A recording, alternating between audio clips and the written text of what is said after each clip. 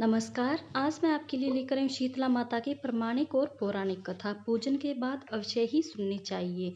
एक गांव में ब्राह्मण दंपति रहते थे। दंपति के दो बेटे और दो बहुएं थीं। दोनों बहुओं को लंबे समय के बाद बेटे हुए थे। इतने में शीतला सप्तमी का पर्व आया। घर में पर्व के अनुसार ठंडा भोजन तैयार किया। दोनों बहुओं के मन में विचार आया कि यदि हम ठंडा भोजन लेंगी तो बीमार होंगी। बेटे भी अभी छोटे हैं।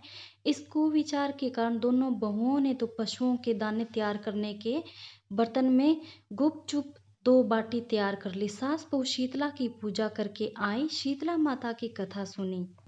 बाद में सास तो शीतला माता के भजन करने के लिए बैठ गई। दोनों बहुएं बच्चे रोने का बहाना बनाकर घर आई। दाने के बर्तन से गरम गरम रोटला निकालते हुए चूरमा किया और पेट भर कर खा लिया।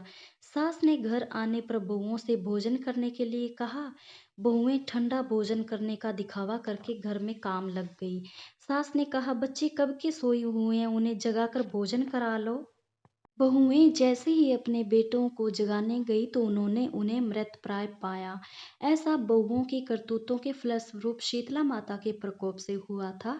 बहुएं विवश हो गई। सास ने घटना जानी तो बहुओं से झगड़ने लगी। सास बोली कि तुम दोनों ने अपने बेटों की बदौलत शीतला माता की अवहेलना की है, इसलिए अपने घर से निकल जाओ और बेटों को जिंदा स्वस्थ लेकर ही घर में पैर रखना।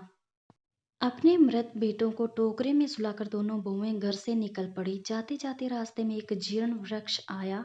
यह खेजड़ी का वृक्ष था। इसके नीचे ओरी शीतला दोनों बहनें बैठी थी। दोनों के बालों में विपुल प्रमाण में जूं थी। बहुओं के थकान का अनुभव भी किया था। दोनों बहुएं ओरी और शीतला के पास आकर बैठ गई।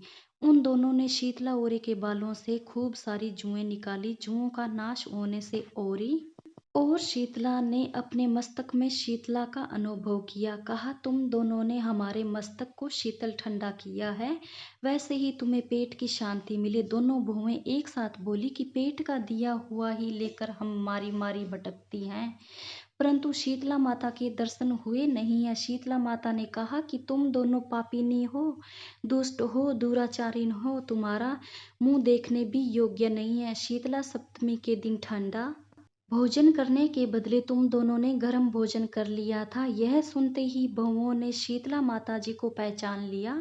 देवरानी जेठानी ने दोनों माताओं का वंदन किया। गिड़गिड़ाते हुए कहा कि हम तो भोली भाली हैं, अनजाने में गर्म खा लिया था।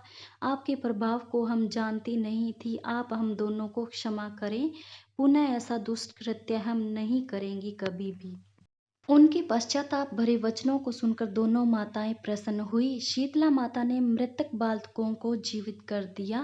बहुएं तब बच्चों के साथ लेकर आनंद से पुनः गांव लौट आई। गांव के लोगों ने जाना कि दोनों बहुओं को शीतला माता के साक्षात दर्शन हुए थे। दोनों का धूमधाम से स्वागत करके गांव प्रवेश करवाया। बहुओं ने कहा, हम गांव में शीतला माता के मंदिर का निर्माण कराएंगी।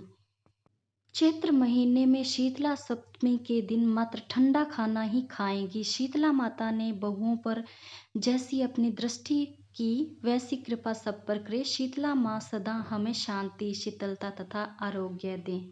बोलिए शीतला माता की जय हो। अगर आपको मेरी कहानियाँ पसंद आई हो तो प्लीज़ लाइक, शेयर और कमेंट करके ज़रूर बताना। Thanks for watching.